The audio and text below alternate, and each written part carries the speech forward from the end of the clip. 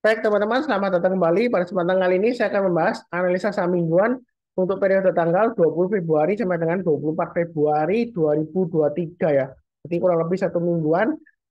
Seperti biasanya saya ada bahas beberapa video ya.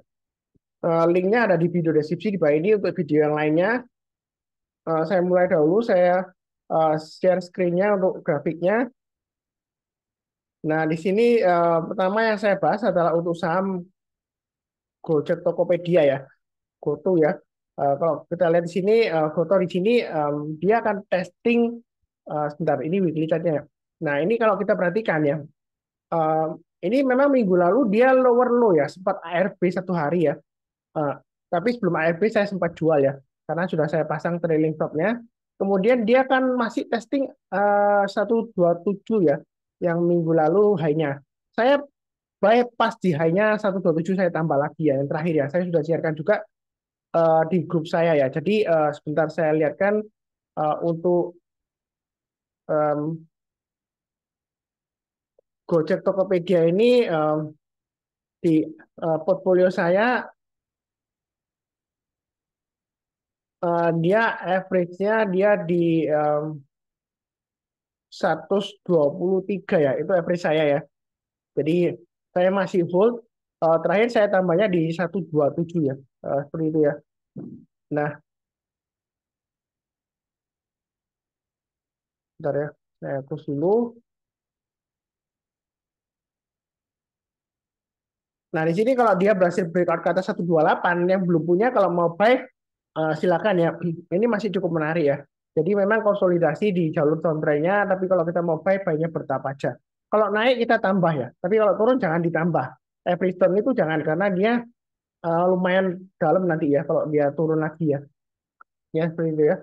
Jadi untuk weekly chart-nya ini naik ke atasnya saya gambarkan garisnya aja 128 kalau mau buy silakan atau buy sekarang boleh tapi jangan terlalu banyak. Lebih baik kalau Anda mau tunggu buy weakness tunggu di area sekitar 99 mungkin terlalu jauh ya. Sekitar 107 ya. Itu stop loss yang sudah saya sebutkan sebelumnya juga. Jadi tunggu aja di 107. Artinya kalau dia turun di banyak 107, rebound mantul ke atas kita bosan buy ya. Itu yang mau buy weakness-nya.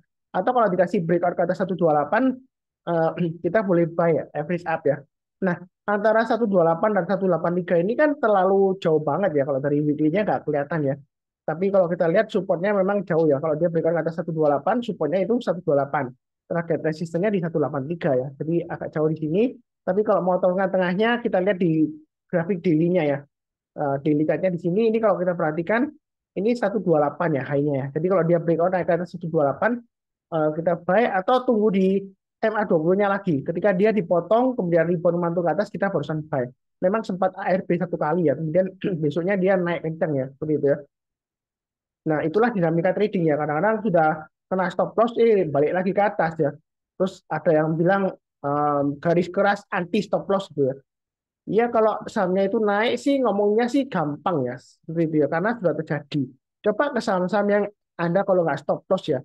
Kalau dari atas, Anda misalnya belinya dari harga IPO-nya sampai sekarang. Karena ruginya dalam banget ya kalau Anda nggak jual dulu ya. Seperti itu ya.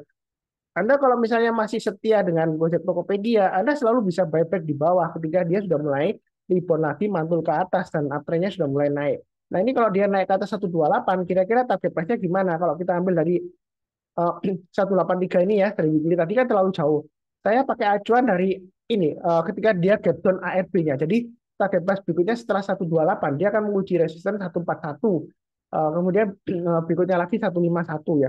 Jadi belinya bertahap aja, naik ke atas 141 tambah lagi, naik ke atas 151 tambah lagi.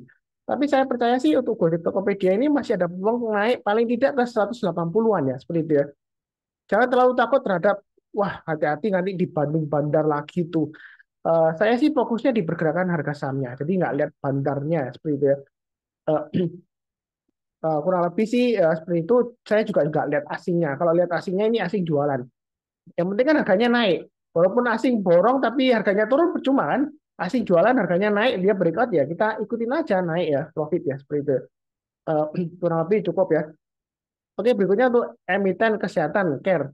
Nah kalau kita lihat ini support resistennya untuk weekly-nya sudah saya gambarkan. Naik ke atas 480 Anda boleh buy. Harga price-nya di 520. Memang kalau bicara mengenai care ini sahamnya sideways-nya lama banget ya. Tapi kalau sideways dari 480 ke 520 ini lumayan profitnya lumayan sih. Dan transaksinya memang nggak seramai dulu ya. Kadang-kadang transaksinya hilang gitu ya kayak seperti ini ya. Hilang tiba-tiba naik lagi gitu ya. Ya saham repo katanya seperti itu ya. Ya seperti inilah. Tapi kita ikutin kalau naik ke atas 480 beli care itu target 520 kemungkinan besar bisa tercapai ya. Karena ini ya sebenarnya sideways seperti ini ya. Nah, karena mau buy boleh banyak bertahap aja. Ini dari weekly-nya, kalau dari daily-nya, daily chart-nya sudah saya gambarkan juga, naik ke atas 4.800 buy, naik ke atas 500 tambah lagi atau average up. Buy on weakness-nya di 464 aja ya. Jadi kalau turun, jangan langsung buy, jangan. Buy on weakness-nya di 464, artinya kalau dia koreksi di bawah 464, kita tunggu kalau sudah rebound naik ke atas 464, kita barusan buy. Ini yang mau buy on weakness. Atau kalau nggak dikasih, ini kita lihat MA20-nya di 482 ya. Jadi dia kalau naik ke atas 482, kita boleh buy. Yang belum punya, atau kalau mau average up, silakan ya. Buy-nya bertahap aja. Memang ciri khasnya saham ini, jangan lupa fluktuasinya tinggi ya. Ini memang masih resiko ya. Kalau kita lihat ini tiba-tiba volumenya hilang, nggak setinggi dulu ya. Ini coba saya kasih gambarnya. Ini kan volumenya ya, sebelumnya rame nih.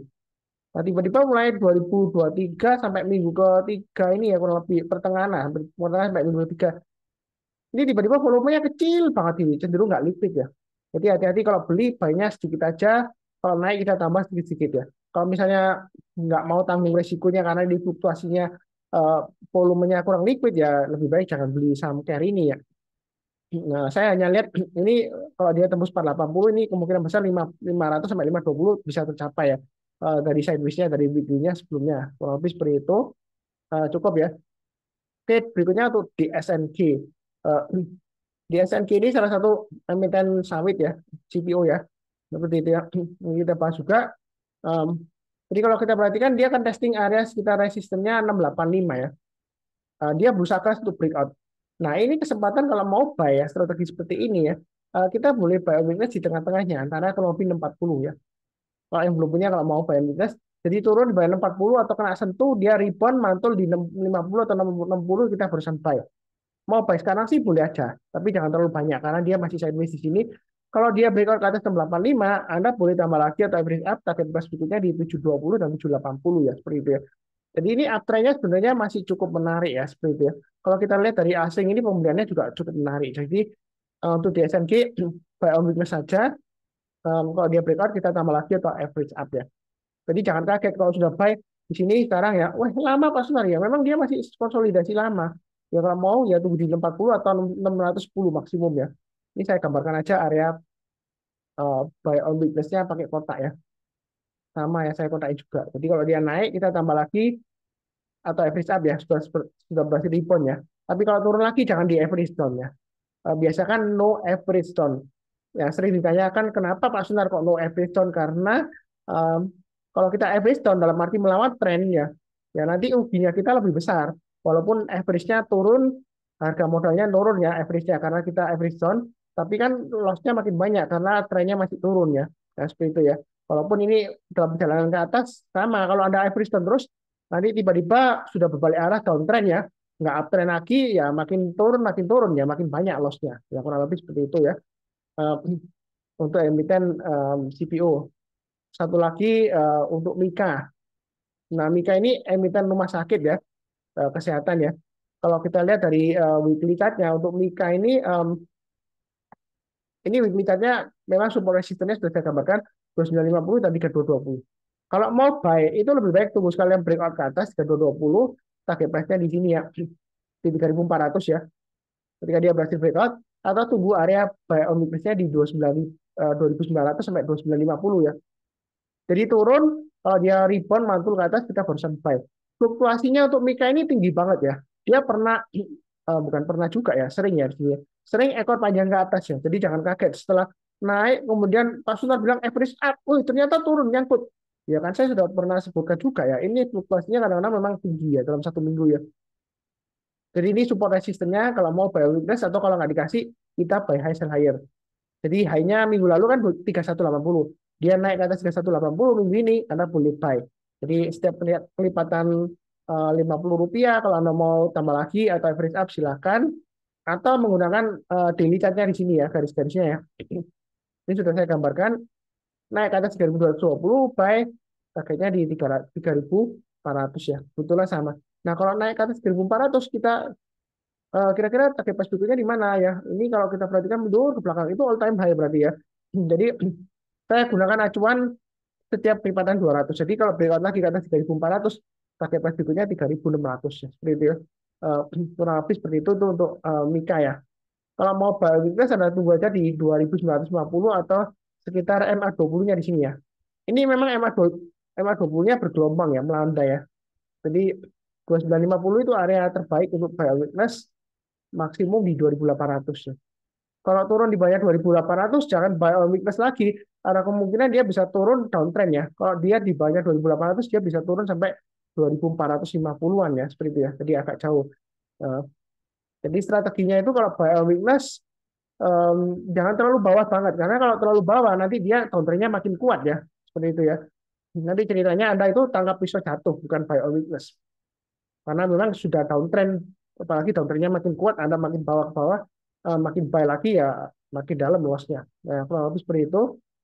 Oke, dua emiten berikutnya lagi untuk emiten CPO karena sebelumnya ada request di grup saya, Pak Sinar CPO bagaimana?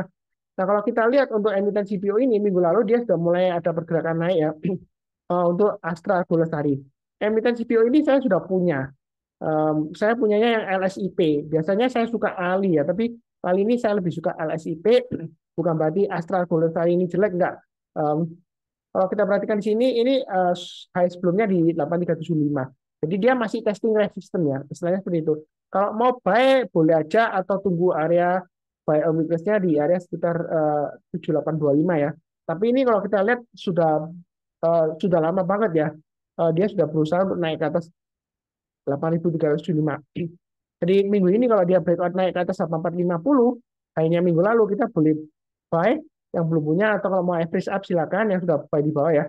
Nah, target berikutnya dia akan menguji 8.900 dan 9525. Di naik ke atas 8.900 tambah lagi atau average up, target price berikutnya di 9525. Itu untuk Astra Golestari ya. Jadi garis-garisnya sudah saya berikan, tinggal ikutin aja pasang trailing stop dan stop loss-nya. Ini weekly-nya ya. Nah, kalau untuk dari daily chart-nya saya gambarkan juga garisnya ini resistance harganya 8450, kemudian kalau ngikutin garisnya ini sebelumnya ya, ini ada area sekitar 8.800 ya kalau mau tambah lagi atau average up. Kemudian target price berikutnya ini ada swing high-nya. Saya ambil di tengah-tengahnya ini ya, kurang lebih di jalurnya sekitar 9150 ya. Jadi trading itu mudah kalau sudah ada acuannya garis-garisnya. Nah, kalau ketinggalan kalau mau buy weakness bisa pakai acuan MA20-nya. Ini kurang lebih saya pakai acuan 8125 aja. Jadi ketika dia turun di bawahnya 8125 atau testing MA20-nya, kita buy-nya kalau sudah berhasil rebound mantul ke atas ya. Jangan turun langsung buy, jangan. Itu namanya tangkap pisau jatuh ya. Jadi kalau rebound naik ke atas 8450 kita buy setiap lipatan Rp50 atau Rp100 kalau Anda mau tambah lagi boleh. Target price dekat 8.800. Target price itu bukan berarti take profit enggak ya. Selama dia uptrendnya masih bagus, breakout kita tambah lagi average up ya. Nah, take profitnya kapan? Kalau kena trailing stop ya atau stop loss ya. Kalau misalnya nggak berhasil ya, itu strateginya seperti itu. Jadi kita follow the trend aja. Mudah-mudahan ini bisa sampai 10.000 ya. Emiten CPO memang masih tertekan ya. Walaupun biasanya musim hujan itu saya sudah sebutkan ya. Nah, ini kan musim hujan ya, terutama di Surabaya ya. Saya nggak tahu di daerah lain harusnya kurang lebih sama ya kalau di Jawa ya. Eh, Selama dia masih musim hujan, biasanya sih harganya naik. Tapi ada tapinya. Stok CPO itu berlimpah ya. Terakhir beritanya stok CPO itu berlimpah. Penggunaan untuk bahan bakar juga masih kurang ya perkembangannya ya. B100 itu masih kurang. Yang mudah-mudahan aja kedepannya masih cukup bagus untuk naik ya emiten sawit ini ya. Sebenarnya penerapannya untuk emiten sawit ini nggak cuma untuk minyak goreng ya, dia juga untuk pupuk, terus kemudian untuk industri furniture ya, nah, seperti itu ya. Kemudian juga untuk industri rumah tangga, sabun ya, sampo, kecantikan juga ada juga yang menggunakan produk turunan dari CPO ya, seperti itu. Jadi kegunaannya banyak. Istilahnya itu nggak ada matinya. Memang kadang-kadang produksinya berlimpah ya, karena kesuburan tanah kita ya, seperti itu ya. Jadi kalau dia naik kita tambah lagi atau average up, fokusnya saya di pergerakan harga sahamnya, bukan di emitennya. Kenapa kok di SNG dia naik lebih tinggi? Ya karena dia yang terakhir dia laporan keuangannya dia lebih bagus ya seperti itu. prospeknya juga lebih bagus. Tapi saya lebih suka LSIP. Ini berikutnya saya bahas ya, LSIP. Nah, LSIP kalau kita lihat weekly chart-nya, dia sudah naik ke atas 1085 ya, testing resistance-nya. Ini sudah saya gambarkan juga. Kalau mau buy sekarang boleh atau tunggu di area 1035 lagi. Artinya turun di bawah 1035, rebound mantul ke atas kita barusan buy. Nah, LSIP untuk punya saya itu sebenarnya masih loss ya punya saya ya. Sebentar saya lihat kan average saya. Untuk LSIP itu average saya di 1113 ya. Jadi masih loss ya. Karena lossnya itu masih dalam tahap toleransi, jadi saya masih belum pasang cut lossnya seperti itu ya. Jadi kalau kita lihat sini untuk emitennya ini, sebentar.